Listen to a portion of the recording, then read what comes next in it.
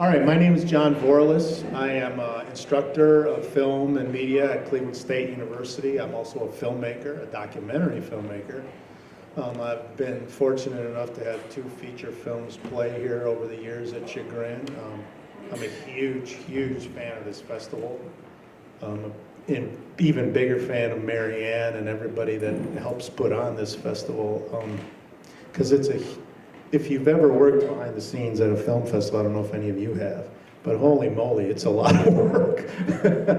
And it's always fun to come down to Chagrin. I just live right up the road here in Wycliffe, and it's always a pleasure to come down here. So we've got a panel of filmmakers today, all of whom, including this young lady here, have a film in the festival. And so I'm going to take a second here and ask each one of you to introduce yourselves and tell us what film you are here with. And we'll start with you.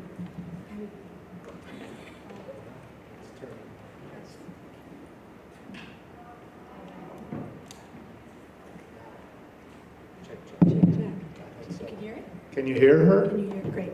I'm Kristen Loth Schaefer, and I'm here with my co-director, and we made a short film called A Girl Takes a Walk in the Forest. I'm Robin Schaefer, and we made A Girl Takes a Walk in the Forest. Way to go. Can we just, for 1 second, give it up for Robin? Because, man, I wish I started as early as you did. Hi, my name is Chris Langner, and I'm here with the feature film Ripples of Plastic. Hi, my name is Brianna Schott, and I'm here for the short documentary When Beverly Met Rita. Hi, I'm Neem. I'm here. I'm the director, producer, writer for Torn. It's going to be a world premiere for the film tonight at 7:15, 5 minutes walk over there, so everyone's invited. I am Alex Lamb. I'm one of the directors of the feature The Dawn of Tiki. I'm definitely coming to the pre-party for that. And I see you wearing a Browns hat. Are you a local Clevelander? I'm not, no. But you're a I'm from Browns Los fan? Angeles. Yeah, I'm a Browns fan. Oh, man. Let's give it up for him for suffering with us together. Yeah. I was excited to be here because I was like, I get to wear my hat. Tell us a little bit about your movie. It's The Dawn of Tiki, for those of you who don't know or who you're. It's playing tonight. Yep. Also, it's what time? 7? Yeah, so it's 7 And o'clock. what venue? We're at the Little Theater, the Okay. Chagrin Little Theater. Right. Yeah. Tell us a little bit about your movie and how you got either inspired or involved to make a film about tiki.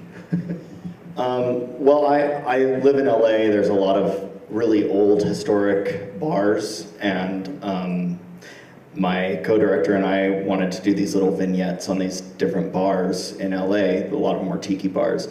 And during COVID, they were all closed, so it was a good time for us to go in and film. And everybody just started talking more and more about Don the Beachcomber and how he started it all. And the more research we did, and the more we kind of found out, we ended up getting in touch with Don's widow. And she was like, hey, I'm going to send you all of Don's stuff, and you're going to make this movie. And then it became more of an assignment at that point. I've been down that road, yeah, I feel you. Yeah. And so, have you made any documentaries before this, or is this your first? I had worked on documentaries as an editor, Yeah. and my co-director had worked on a lot of documentaries as a cinematographer. This was both of our first directorial debut. Excellent. What can I ask? I lived in Los Angeles for about 20 years, so I'm just extremely curious about what tiki bars you went to. Well, we have a really cool tiki bar in Los Angeles called the Tiki Tea. Yes. Have you ever been there? Yeah. And that is run by the Buin family. The Buin family, Ray Buin was one of Don's original Filipino bartenders in 1934. So it's kind of Oh my God. the most direct descendant of Don the Beachcomber is that bar. Nice, nice. Nim, tell us a little bit about Torn. This is a terrific film and a really important subject, and and a very volatile one, especially in this time. So tell us a little bit about how you got involved, what inspired you to make it, and maybe a little bit about your background as a filmmaker. So this is my first feature documentary. Jumped in the deep end. Yeah, yeah. I had a VR documentary a few years back in Tribeca, but this is my first real. Tell the audience a little bit what the film's about. So this weekend will mark the 1 year. 1 year since the war in Gaza between Hamas and Israel started, the war in the Middle East. I moved to New York over a decade ago, so this year is like my second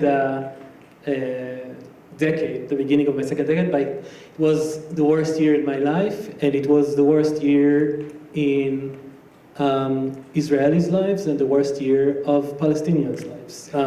This is a war. This is a war and a crisis that has many different angles. And as a New Yorker, I chose to put my camera or to tilt my camera to New York and show what was happening in my backyard. And as you know, with every war, we live in a world of symbols. Every war has symbols, and one of the symbols for this war was the posters that talk about the 240 kidnapped, mostly civilians, Buddhists, Hindus, Jews, Christians, Muslims, that were taken by Hamas. And it's been a year since half of them are still in captive. 101, and they're aged from 1 to 85-year-old. So there are posters that I'm sure all of you know all over New York, and as soon as they were put up, they were taken down. My film tells the story of how these posters originated, and who are the people that put them up, and who are the people that tear them down. And the film is an invitation for a conversation about art and activism, but it's also the conversation about freedom of speech and about empathy. Yeah. Kudos for tackling such a very challenging subject.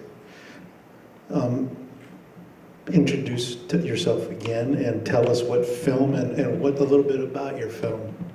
Yes, so I'm Brianna Schott, and I directed the short documentary When Beverly Met Rita. So I made this as part of my thesis film when I graduated university. I went to Chapman University. And it's basically, it follows this now 89-year-old woman who is a former Hollywood actress. And she went through some tragedies in her life and decided that she was going to start a wallpapering business to pay the bills and support her family. And while she started this business, she ended up meeting a 28-year-old woman, and there's over 50 years between them, but they became the best of friends. And now they have a wallpapering business together, and they travel around Los Angeles just wallpapering people's homes. And Rita Green, the main subject of the story, she's just like this bright light. You've never met anyone like her, just so charismatic and wants the world to live in harmony, and she preaches that throughout the film. So just like a feel-good short piece. Is that what drew you to the subject matter, or did you have some connection with Rita before the film? I think that's definitely what drew me. I ended up finding this story in the LA Times. It was like a random article I came across, and I was like, oh my gosh, this woman is incredible. I have to somehow find a contact for her. So I was like searching her up online, and I ended up just calling her the next day. And I went to her house like a few days later because I really wanted to meet her. And I was like, this is it. Like, this woman has to have like a platform in this film. Yeah. That's not an unusual thing to cold call in the documentary world. You never know what the response is going to be, but if you don't make the call, you're not going to get any response at all. So, thank you. When's your film playing? My film is playing tomorrow at 4 o'clock. Okay, cool. And what venue? Oh gosh. I have to check on that. We'll look it up. Yeah. Okay. Chris, Yes. another Clevelander, a real Clevelander, Yeah. not a Browns fan, but maybe a Browns fan. Yeah, that's the sign of a real Clevelander.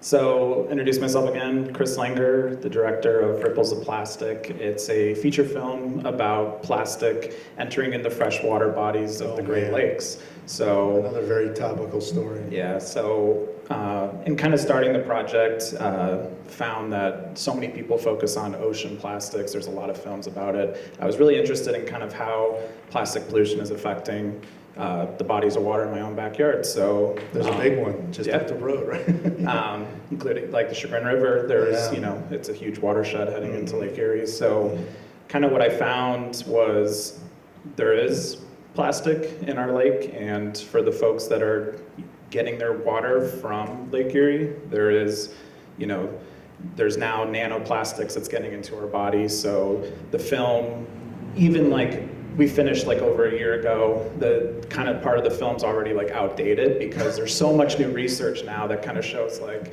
oh shoot, like nanoplastics, it's in our body, it's now in the air, and I just feel like, there is some hope with kind of the film talks about Right. putting pressure on Right. manufacturers, putting pressure on our Yeah, yeah. politicians to kind of make that systemic change that we need to do, so. Yeah, one of the powerful things about documentary film is this ability to engage in an important subject or any subject at all, and create a level of interest and activism about it, whether it's pollution, whether it's the war in Gaza. Is that something that drew you to it? Do you have an activist background? Yeah, so I come from a photojournalism background, so Okay. I've always been a news junkie and Yeah. got into video over 10 years ago, and I've made short films before. This is my first feature film, and I'm really interested in environmental issues Yeah. with my filmmaking. So. Well, it's one of the most important topics of the planet today. It's good or bad, yeah. All right. And I want to add real quick. Yeah, please. Oh, So- when's it screening? Yeah, so tomorrow, 12:30 Yeah. at the Chagrin Falls Intermediate Theater. Yeah. We're going to have 3 people from the film. Oh, beautiful. Actually, we're going to conduct a panel discussion right after. Nice, It's going to be nice, like a 30, nice, 40-minute nice. panel discussion. You get to hear Nice. from people in the film, like what's happening in their backyards and Right. how they're solving it. So. Very good. Okay, ladies, hello Hi. again. It's Kristen and Robin.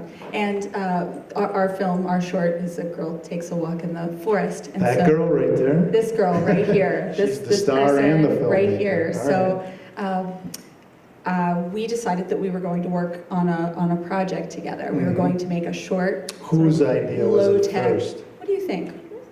Maybe my idea to start. I had just finished working on a VR. It was a long time Another ago. VR, yeah. Yeah, I had just finished a VR documentary that was very, 8K footage and a lot of time at the computer, and we decided Terabytes and terabytes of.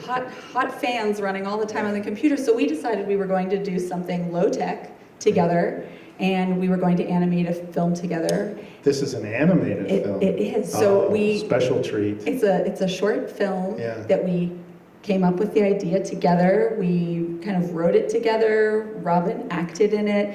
And it took us about 3 years to make this short 3-minute film. But in the process, we also documented our process. So Is that part of the film too? it is. So this film it's about 10 minutes long. The first 7 minutes span the 3 years it took us to make the film, and the last 3 minutes is the film that we made What together. Very meta, brilliant idea. Why, thank you.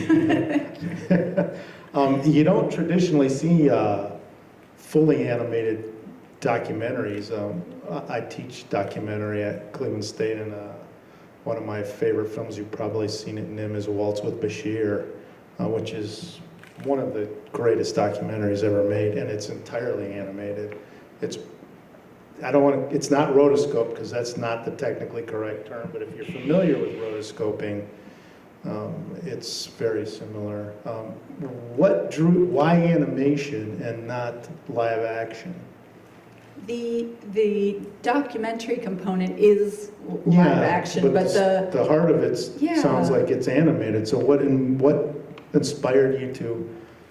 it isn't the first low-tech animated project that I have made before. Okay. But I think we wanted to do something that felt like really, I don't know, do you think hands-on together? You don't know. Yeah, that's Like okay. crafted. That's all right. That's fine. Yeah, we wanted to sort of What's follow the that process animation together. style? Is it computer? Is it hand painted? What is it? So we shot it on video and we printed it out on just, black and white on paper, and we used biodegradable glitter, frame by frame, to create. Only the mom of a daughter would Inter- even know what biodegradable glitter is.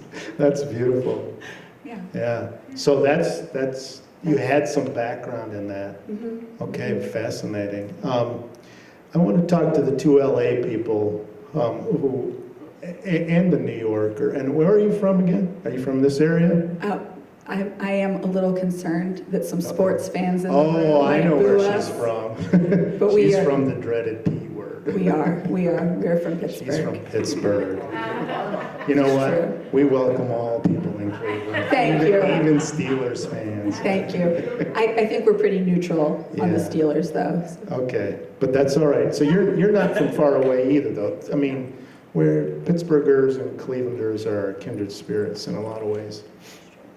You three are not from here. What draws you to a festival like Chagrin? I mean, I know what drew me. I am from here, and I knew about the festival, and I had been to the festival before I even submitted a film here. But what drew the three of you to come to Cleveland? And welcome, by the way, because you picked the perfect time of year to come. You want to start? Yeah. Sure. Well, first of all, I think the fact that it's a documentary film festival is wonderful because I don't think there is a lot or enough out there. It's amazing to be able to celebrate nonfiction storytelling. I had heard great things about this festival from the festival programmer at my school. He helped me a lot with like That was applying. Chapman, right, in Los Angeles? Yeah. Yeah. Chapman. And so he told me great things. So I applied here, and it just felt like it would be a great community. And I've experienced that so far being here. Everyone's very welcoming, and it's obviously an established festival. So I was excited also to get to know the film world and the documentary world specifically outside of LA, because there are pockets and there are some wonderful places. But I think when you're in LA, you kind of get like sucked into the culture there. Yeah, normally when we think of Los Angeles, we think of Hollywood, and we think of Hollywood, we don't think of documentaries. What inspires you as are you a native Angelino, or where did you grow up, just out of curiosity? Bay Area. San So Francisco. you're a Californian. So what drew you, I can see the Bay Area has a strong doc community. The community in LA is kind of a little almost underground because people are so overwhelmed by the business of Hollywood in general.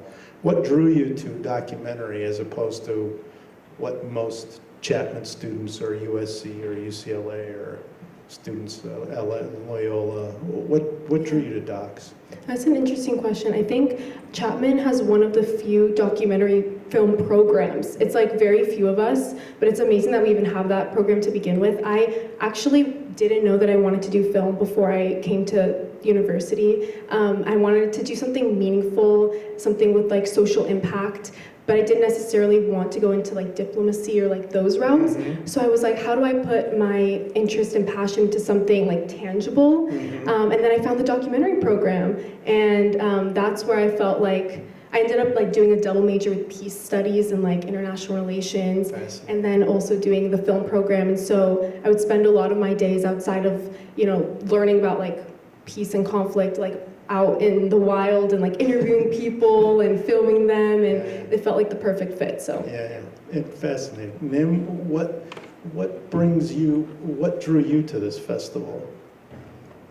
So this was kind of like a race against time because I wanted to. That's all filmmaking. Yeah, no, I wanted to finalize the film. Honestly, like when I started working on the film, it was I would say, January. So And, this is And fresh baked right out of the Yeah. oven, because the story's only a year old. when Yeah. I started working on the film, I wanted to capture what happened in the streets of New York. I had no idea that a year later the war would still be going on,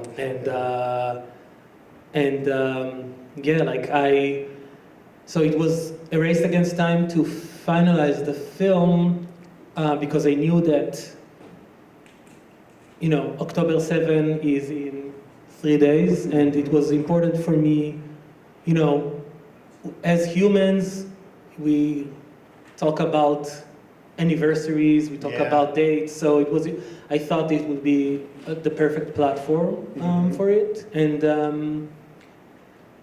I also heard really great things about the festival from colleagues, and I was. What is your background, Tim? Are you a filmmaker or? I graduated from the Tisch Film School in Tel Aviv, Tish has oh, nice. and then I moved to New York to be a creative director. Mhm. For then- ad agents? Yeah. Yeah. And then We got to pay the bills. Yeah. All of them, Yeah. all documentary filmmakers know this problem. Exactly, exactly. And bringing home the vegan bacon because Yeah, right. and You're a vegan. and I just you asked like why did you like I think this film summoned me like Yeah. I wanted to like I just had to do at the beginning of the war where casualties were very, very high on the Israeli side and very low on the Palestinian side before, all I did was volunteer for the Israeli side and flew a lot back and forth. And then I saw what was happening in my backyard. A lot of connections that I had got severed. Just because of my origins. Where you grew up in Israel? Yeah, And where was it? Somewhere near Gaza or the West Bank? Or No, was it I'm Tel Aviv. I'm Tel Aviv. From Tel Aviv to New York. Like it's So, but it's really hard to grasp the geography. But Israel is the size of New Jersey, and a drive to Gaza is. Not long. An hour, 2 hours away. Yeah. So everything is super close. Mhm. That's also why it's so hard sometimes to understand the conflict. But yeah, again, like there's so many stories, and what was important for me is, again, kind of like a plea to people that don't have skin in the game to just listen. And maybe realize they actually do maybe have some. But I think, there was in one of the parents of one of the hostages that was recently executed by Hamas said, in a competition of suffering, there's no winners. There's no winners. Yeah. Is And- that something that? Is that a feeling that was reinforced after the documentary? After you worked for a year on the documentary? Because I know both films I worked on really were educational experiences for me. I'm drawn to topics that are fascinating, but I don't necessarily know everything about, and I want to know something about them. Is that a motivating factor there? I would say, back in January when I started, I had a huge cognitive dissonance in my brain. Because again, you grow up with a certain narrative, and then you listen to the other side narrative, and then the two kind of like bleed into each other, no pun intended, or pun intended. And I think I still have that cognitive dissonance. Like it's really depends on the day or the headline that I read or the people that I talk to. Do you feel a responsibility? This is a question for everyone, and then we'll come back to Chris about LA. But do you all feel a responsibility as a documentary filmmaker to look at a subject from more than one side. In your case, it would have been, I don't want to say easy, but you could have fallen into a more, what we would call propaganda in the documentary world. And even in a story where you don't, where it's not a matter of life and death and the sides aren't so on the surface clearly drawn, if you get too attached to a subject and love it too much, you tend not to be critical of it. Do you all find that? Did you find in the tiki world a reason to look at it from multiple angles? Yeah, very, very early on we did. Yeah. Tiki, when we started doing this, everybody was trapped at home during COVID, and there were a lot of articles. People were just getting angry about everything, it seemed like. Yeah. And there were a lot of articles about how Tiki is a celebration of colonialism and it's disrespectful. Yeah. And it absolutely can be. Did you know that even going into the subject? I did, yeah. Large, I knew there was like walking the into a cultural, appropriation aspect of it. Yeah. And we really didn't know what we would find out about Dawn specifically. Right. But I knew when I had walked into different tiki bars, there were tiki bars that seemed very kind of classy, educational. There were also tiki bars that seemed very plastic and Party Kitschy. City tiki, kitschy. Yeah. And we kind of wanted to talk about that a little bit. And the more we found out about Dawn, and my partner and I, we decided very early on, we even wrote on our Kickstarter, like, we do not want to lionize or demonize Dawn. We're not going to do either. We're just going to find out as much as we can and let you kind of figure out what you believe. But what we learned about Dawn is that he was a proponent of keeping these cultures alive. Mm-hmm. And we interviewed a lot of indigenous professors from Hawaii about sort of his impact on Hawaiian culture, because when he had come to Hawaii, this is after he had these successful bars in California, a lot of their culture was, because it had become a state, it was becoming illegal to speak Hawaiian, to dance hula, and he sort of came in and was like, hey, we're at the danger of becoming a Coney Island with pineapples. Yeah. We need to celebrate this culture because this is what people want to see when they travel here. Right. And he gave them agency. He let them sort of represent their own culture. Mm-hmm. And I think that that's really important. And I think that that's really important for people to understand today when they are opening these bars, that there's a way to do it right and there's a way to not do it right. Yeah. And since we're following up on this chagrin, what drew you to this festival? Honestly, it's a beautiful location, and really surrounded by like-minded documentary filmmakers is always good. I think that there aren't enough festivals to piggyback off what you said. There aren't enough documentary film festivals, I don't think. Yeah, especially ones that are exclusive and really cater to us. That's good.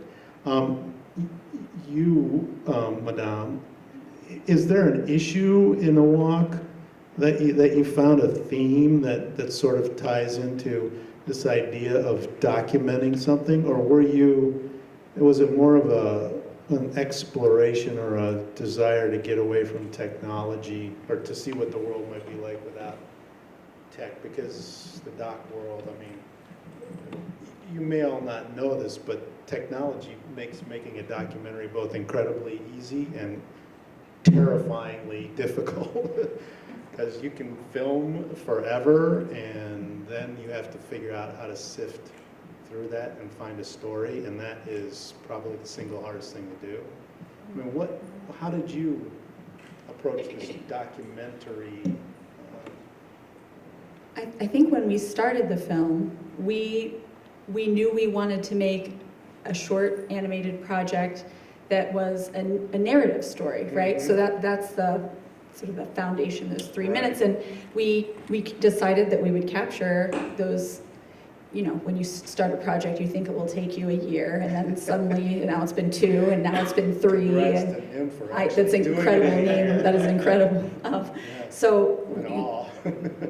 we really just sort of captured what we were doing, and I think What? we didn't know if the footage would just be for us, Yeah. or would the footage be something that we wanted to include in the film. Like, was the film Yeah. going to be the animated project? In which case we wouldn't be wouldn't at be this in it at festival. all, yeah. We wouldn't be at a Where did documentary that decision? festival. When did that decision happen? That said, you know what? We have something more than an animated. Mhm. How did that decision? I'm fascinated by this idea. I think when we got to the end of the animated project, and we were sort of in the middle of, one by one, sort of going through all of these pages and capturing it, I took some time to go through all of that footage that we had over those 3 years and sort through it and see if there was actually, had we captured enough to make a story there. And I might argue, I know it is a personal story, so it's personal to us and to me, but I might argue that the story of the two of us working on this thing together is maybe even the more interesting or compelling story than the film itself. Because it's a mother-daughter thing, or because it's a collaboration issue? Because you're collaborating on your project, and you're the sole directors, right? You have a co-director. Was it the collaborative spirit that said, we should document this, or was it, this is my daughter and I want to document, like many parents would want to document, this time in her life? Yeah, I think over the last couple of years I had seen a few short docs that really focused on like watching someone grow up. There's some very famous ones. Yes, like the yes. 7-Up series. And so I saw several shorts over the last couple of years, and I think that's a good question. We were talking in the car on the way here about the question, like, what would you want someone to take away, right, from the film? And we were discussing the ideas, and Robin said something that I thought was really nice. Oh, tell us, Robin, what do you want people to take away? She wants Mom the You want me to? spokesperson for her. Okay, Robin. You're the publicist and the director. Robin, I sort of said that the thing I would want folks to walk away with was that it really doesn't, maybe it doesn't matter your age, but you should make the creative thing. You should go for it and know how creative you can be. But then also, that is what you said. Okay, that is what Robin also said. That's what Robin also said. But you also said, Robin said that. We make a good team. And I thought that was a pretty great thing, a pretty great takeaway also. It seems pretty obvious just from sitting here next to you that you make a good team. But Robin, what do you think about documentary filmmaking? What have you learned something about it? Something that you didn't expect to know before you went into this, or did you just jump in because Mom was jumping in with you? I just kind of did it because my mom was doing it. And Yeah. yeah. Do you feel like you might do it on your own someday? I don't know. Okay, you're too early to say. All right. We won't give her any caveats or anything, but let the process play out. Yeah. That's a great story. For you, as an Ohioan here, my soul brother, right? We're not I lived in LA, I worked in LA, I went to USC, blah, blah, blah, right? But I'm a Clevelander, I'm an East Sider Clevelander, I'm a Wycliffer. You can take the boy out of wherever, but you can't take wherever out of the boy. When I left Los Angeles, I was like, I don't know how I'm ever gonna make another movie. And now I've made more films and done more film work here at home than I ever did in Los Angeles, because I was always trying to figure out how to survive there as much as anything else, as being a filmmaker. What's your perspective on film business as a Clevelander? We're not the center of the universe. We have a growing film community, both documentary and feature. What's your take on this? So my day job is nonprofit work, commercial work. I would love to be pivoting into more environmental, kind of working with different organizations kind of on their sustainability sectors and kind of telling their story and stuff. But it's a nice little small community here. I always dreamed, I'm like, should I go to New York? Should I go to LA? I kind of come from like a cinematography background, so this was like my first time directing something of this length. So, it's challenging as like a crew person to be like, what does Cleveland give me as that? But I've stayed here because I believe kind of in the growth, and I kind of always have been drawn to, in my career as like a photographer starting off and lately as a filmmaker, is there's so many other people telling stories in faraway places. Like, who's telling stories in our, in our backyard? We need someone to tell those stories. You can't just be Everywhere is somebody's backyard. Yep, Right? yep. Yeah. And I really respond to who's the best person to kind of make that film. Yeah. And that's always been the question is I have a general curiosity towards plastic pollution, but some of the people I talk to, they're kind of like, well, why should we trust you? Why should we give you our time? Why should we give you our investment? And kind of you're the right person to tell the story. And I sold them on the idea of it's just the curiosity and kind of, I'll give you the time and promise you that it'll actually get finished. That's another struggle, is That's finishing the struggle. projects is always a big hurdle. How long did it take you from start to finish? Started pre-production, kind of the beginning of COVID. Started filming at the So end of this- 2020, and then Almost 4 years. yeah, so we And premiered. yours was almost 4 too, right? Yeah. And what about you? It was September to May, so half a year. Half. And is it feature or short? It's a short, Or how long? 15 minutes. Guess I'm not so short, yeah. You teed up a good question here, and I don't want to lose it. Remind me what you were just saying at the last part of your... Are we the best people to make? Yes, thank you. And do you have a responsibility to the subject?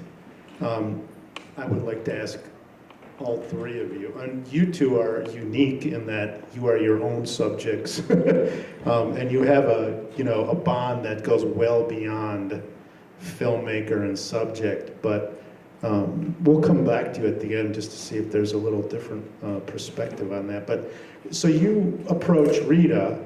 You don't know Rita. You saw Rita's name in a newspaper and said, "My God, this is an amazing story."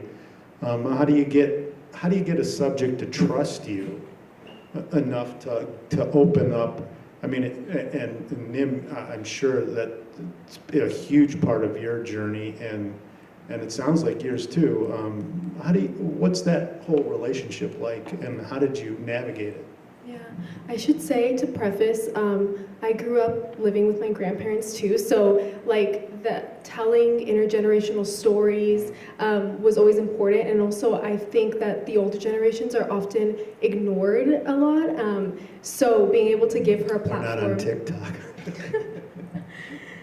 giving them a platform and allowing them to share their wisdom was always important to me. But I think in terms of building rapport, I called her up and I was just very honest. I was like, I'm just a college student. I found your story and you just seem like a wonderful person, and I'd love to come and meet you in person. So I think just coming there, obviously no equipment and no, I told her I was interested in filming her for a story, but I also made it clear that my intention was to get to know her and build that connection. And so we spent several hours at her place for lunch. I brought over some things and we were talking. It was almost like a little tea party. Oh yeah. It was adorable. And I think One of the great side benefits of being a documentarian is making these cool friends. 100%, building those connections with people. And yeah, so I think after that, she started to get very comfortable and we started to build a friendship. And also with Beverly, the 28-year-old. It was like a little trio. And it was cute because we all had several years between us, so it was exactly, it was like a family sensation kind of.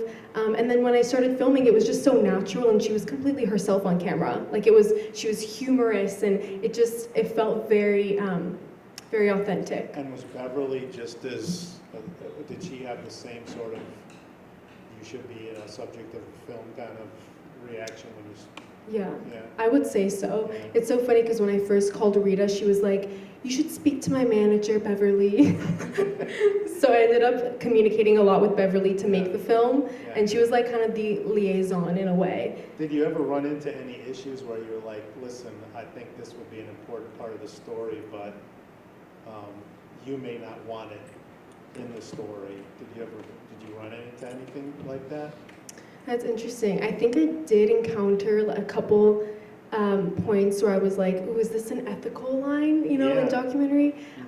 Like for example, I read so much about her in that article. So by the time that I went to interview her for the story, I basically knew so much about her life. But then I had to kind of reopen the discussion Yeah. in that interview, and she's gone through a lot of tragedy in her life, as I mentioned. So I was kind of trying to ask questions in a very, kind, compassionate way, but there was one point where I wanted her maybe to discuss something that I wanted her to open up about, and she wouldn't, and I kind of tiptoed in a different way, and she wouldn't, and at that point I was like, I've tried, and I think this is a boundary, like I don't want to, move past that, and I think it was such a big learning experience for me. Yeah. It's a difficult thing to pull off. Nim, you must have had all kinds of various versions of this issue, because there's how many subjects in your film? Is there multiple? I have, I think, 9 Yeah. interviewees, Yeah. but 9 on my camera, Yeah. and then so to take a step back, you asked about the propaganda question. Yeah. So the first decision I made also as a producer is this film is independent. It's not funded by any government, like of course outside the United States, the model in Europe and in Israel is governmental funding. Even a little bit here too, Yeah. but there's more options. So my first decision was not to secure funding from my government. Right. So the Do film you is think that gave you a credibility with your subjects? Because you That took it an would give- independent view of because you weren't clearly, you were gonna look at all these sides and not, so the joke on the Israeli ministry culture is that for the past few decades there has been so many films that are critical of the government and are raising Palestinian Israeli-Palestinian voices, so Palestinians that live within the borders of Israel. right. So, they talk about, like specifically in Israel, there are many, you talked about backyards, there are so many different stories within Israel.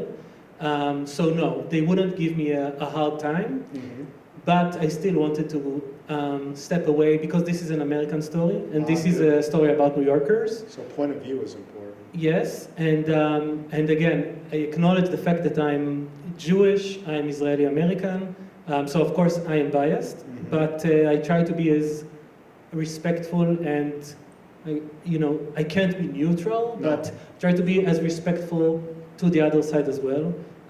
My biggest issue, so I had access to the artists that created the posters. I had access to families that their loved ones are currently hostage at Gaza, but I reached out to many pro-Palestinian activists, both Palestinians that left Gaza or the West Bank and moved to the United States, or just Americans that are pro-Palestinians, and all of them declined to be interviewed by me. So I solved it in a few ways, which I'm very proud of. First of all, my movie deals a lot with the doxing that happened to people that took down the posters. Yeah. So these people gave a lot of interviews, so I incorporate it into my films in creative ways.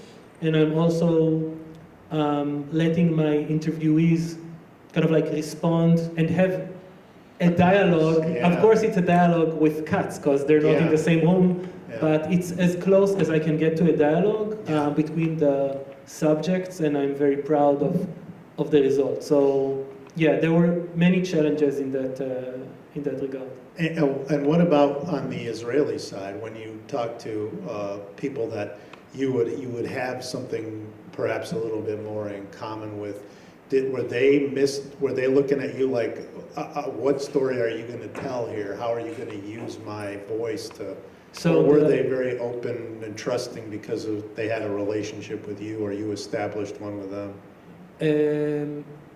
I think that I think 8 out of the 9 interviewees are Americans. They're Mhm. Jewish Americans. Mhm. They're not Israeli. Right. So it's about Americans. Yes, yeah. And it's about the zeitgeist of America. New York and about Yeah, America. looking at that, they're But I would say that every minority group, there is a kind of like a shared camaraderie. Is that the word? So in terms of the trust, I think that they did. I don't know if trust is the word. Maybe it was like, I have nothing to lose. I'll come to the set a few hours. Yeah, right. I did annoy them when I asked several questions, but that's part of the journey. And again, going back to the propaganda question, Yeah. when people watch the film, like everyone gets angry or upset with me. So I think I did a Yeah. good job because You definitely know you everyone's did the upset. right thing. Everyone's Yes. upset. It doesn't matter if you're more left wing or right wing. Yeah. They all come to me and like, why did you put in this scene? Yes. Or why did you? So Yeah. I think in terms of propaganda, that's Yeah, my little like. yeah. It's a tricky thing, especially when you're dealing with a subject that's Yes. that strongly opinionated about. Yeah. So, did you have a similar issue with Don's wife, or was she like, somebody needs to tell my husband's story, and I'm going to give you everything? Dawn's wife was the loveliest person I talked to on the phone. She lived in New Zealand, and I had no idea my how much this gosh. phone conversation was costing. But it was totally worth it. The bigger problem for us was the overall tiki community. There was a lot of kind of trust issues. Yeah. They were kind of like, well, who are you guys, and why are you the ones making this movie? Right. Um, Because you're not 'Cause Hawaiian. we- You don't own a tiki bar. We weren't in the tiki scene, nobody knew our names, and a lot of them had been, especially over, like, going back to those articles, a lot of them had been misquoted or ignored for editorial reasons. I talked to, we were going to interview this guy from the New York Times, I won't say his name, but in our pre-interview, he had mentioned that he interviewed a woman who was in our documentary, and he was so excited to interview her because she was going to agree with him because she was a young queer woman of color, and she'll for sure agree with me, and she didn't. So he didn't put her interview in his piece. Ouch. And then there were other. That whole, it just makes me think about we all look at Israelis or Israeli Americans as monolithic. Yeah. We all look at actors as monolithic. We all look at mother-daughter relationships as the same, but we don't realize there's such a spectrum of humanity within each one of those things. Right, and it also, it was my first sort of taste of, this is the story I'm writing, so I'm just going to use the stuff that supports what I'm saying, And then what frustrated the tiki community is this article from New York Times ended up being basically rewritten by every other publication as a different article, but they were all citing this article, and it was just this 2020 was like a horrible press year for the tiki bars and tiki community, and I think that a lot of them didn't really trust us, especially when we would ask them about cultural appropriation. A lot of them would shut down and not want to talk. How did But- you break through that, or were you able? Well, We had, we started a social media sort of presence early on, and we started just taking pictures of all the people we were interviewing. And then, there were people who declined to be on camera, who, after a year of us filming, I reached out to them again, and they were kind of like, well, I don't want to be the only person not in this movie. And now all of a sudden they agree to be on camera. And it was like, the more people we interviewed, the more people trusted us. Mm-hmm. And, I think that it tells the story that they're trying to tell, which is, there are things you might think of as tiki, and those things are wrong, and we shouldn't be doing those things. And there are other things that are, completely respectful, and there are things that we're doing that are just culinary masterpieces that should not be ignored, Right. Because they were invented by two white guys in the 1930s, Yeah. So that was probably our biggest challenge.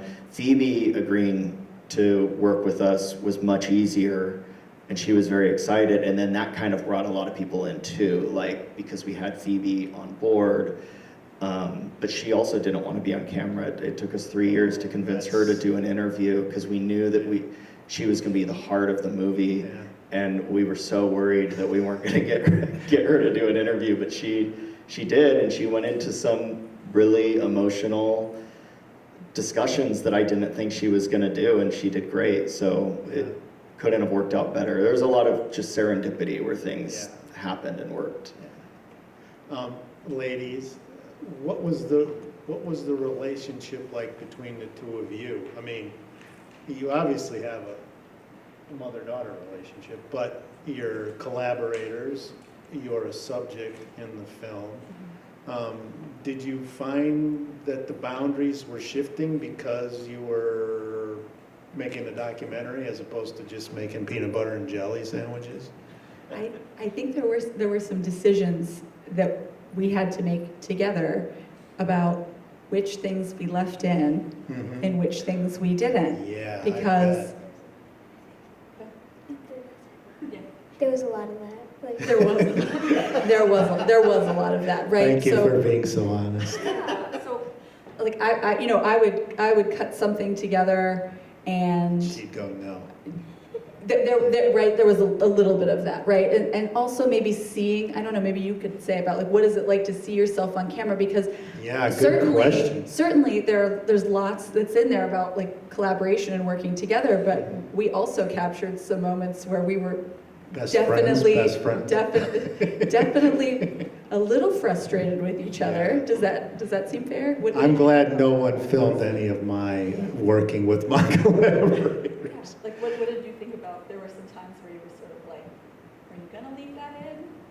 yeah, I feel like sometimes I was like, wait, we're putting that in, and then I didn't want to. Yeah. So Did you win those arguments? Sometimes, but I think you won most. Were you open-minded enough to the arguments of your mother to say, all right, maybe she's right? Yeah. Yeah. Yeah, I think that we pulled back on some of the initial. Well, you must have felt but- tremendously protective of your daughter too. I mean, we live in an age where everything is filmed, and family stuff can be so easily exploited Yeah, because of that. yeah. Where did you come down on that? I think we're pretty, I don't know, we're like a pretty mindful about those kinds of things. But we did work on this together, and so we shared some images or share the film, and there is this part of it about being like guarded or protected, so that I don't think that either of us wanted us to feel uncomfortable, but we also wanted to be honest that it was not, that was not perfect, and as if we didn't get sort of frustrated with each other. And also I think because it took us so long, there's some space between, it's been like 4 years at this point since we got a little bit frustrated with each other. So we can look at it and laugh more now. How old are you now? 12. So you started this journey when you were 8 years old. I Was it 8? Yeah. That's pretty brave. Good job. Thank you. Um, Okay. Questions? Yeah, I don't have a question. Oh, I can do it now. okay. You can hear me, right? Yes, ma'am. I used to be a teacher, so Well, we definitely can hear you. Robin, I wanted to talk to you because. Who, me? Robin, Oh, the Robin, thank you. Robin. Robin to Because, Robin. you said something that, that struck with me, that you and your mom made a good team. And when I was working, I'm not anymore, but when I was working, some of the very best parts of work was the teamwork. And the really great feelings that it came from collaborating and working with somebody and having to push and pull and coming out with a product that you felt very strongly about. And you have had that experience now, long before your peers, probably, because I don't know that you would necessarily get that with your peers because they don't have that skill that your co-worker does, and that you are working together ultimately, not as mom and daughter, but as two people working on a project that was very important to you. And thank you all for your wonderful documentaries and your commentary, but I'm sure everybody alongside of you has the same thing of when they were making their film and who they were working with, because nobody made the film in a vacuum. No one can make a movie by themselves. It's Right. impossible. And so Nor would they want to try. I think that when people see your documentary, one of the things they're going to come away with was the beauty of your working together. Did you feel like that was what you captured? I don't have a question. Yeah. I had a straight have a question. I just want to tell you how I felt. Yeah. Nobody wants a mic. It's okay. It's a very intimate room. I have, yes, congratulations to all of you, and I haven't seen your films, and that question is for Nim. I haven't seen your film, but I know I read the program, and you have Day, Band-Aid in there, and I had the fortunate, I was with Day a couple weeks ago, and I maxed Day even, and he said that he lost so many friends in the street art that because of him being Israeli, and I don't want to be a spoiler for this, but they did the kidnap and where they got the ideas. Does your film cover that? What happened with because he really and she focused on how isolated they felt. They came out with this originally, and it was, and it went viral. I'm sure you talk all about that. And then people just left them. Does your film address that, or was it too late in the game? So Dede and Nitzan, his wife, are the ones that created the posters. And they kind of like started this snowball from started the I don't know how to say it. Started the ball rolling down the hill. Yeah. I feel like the losing friends part is I wouldn't say universal, but everybody I know, the relationships with other friends and colleagues got hurt because of what's going on in the Middle East, including myself. I always say that again, I had connections that I fostered for more than a decade, being gay, vegan, and an artist. And I had friends from all over the world, all New Yorkers, but from Lebanese friends to Egyptian friends to Moroccan friends, but also a lot of European friends. And part of the side effects of the war is that a lot of connections were severed. Yeah, it does. And the film touches upon that. Yeah, Yes. Yeah, a lot. it's tough, yeah. Other questions? Yeah. I did. First of all, thank you all for your time. One of the taglines of the festival is "Everyone has a story." And this is for anybody. I just wondered how you felt that the documentary, the story you told, was a unique expression of you, or that you were in a position to uniquely tell this story that represents your unique voice. Again, anybody. Great question. We thought a lot about that because of our sort of imposter syndrome with this community, and we knew we could tell the story in an interesting way. The documentary films I love are films about something that you might not know anything about, a niche sort of population, but you can find human truth in that, and that was our goal. When I first graduated school, I went to Chapman as well, many years before you, I'm sure. But I went and assisted an editor named Luis Lopez, and he had just finished this film called The King of Kong, which I, to this day, think is the greatest documentary ever made. Not the most important documentary, but the greatest documentary because it's about the battle over the high score in Donkey Kong. And it seems like the dumbest thing in the world, but I remember I saw this movie, I was like, this is amazing. And then I showed it to my parents, who did not care at all about who had the high score in Donkey Kong, and within 10 minutes, they were hooked, and they were like, that guy's a jerk, that guy should have the high score, and you get into it, and that was kind of our test throughout the editing process was, are our moms gonna be able to watch this movie, or is it only for Tiki people? And we didn't want it to be only for Tiki people. We wanted it to be for everybody, and we wanted it to, people to be able to see themselves in it somehow. And I think we accomplished that, but you can go see the movie and tell me if I'm wrong. I want that question to come to you, Chris. What makes you the person to tell a story about pollution? I kind of tell everyone that I grew up here. I saw kind of the evolution of plastic pollution in the beaches here, Lake Erie, the Chagrin River. I grew up literally 5 minutes down the road from here, went to West Geauga. So it's crazy to think that this is like a very recent problem, like 15, 20 years ago. I'm 35, so, you know, when I was in high school, kind of seeing it happening in my backyard and just the general interest towards it, so. So it's really personal.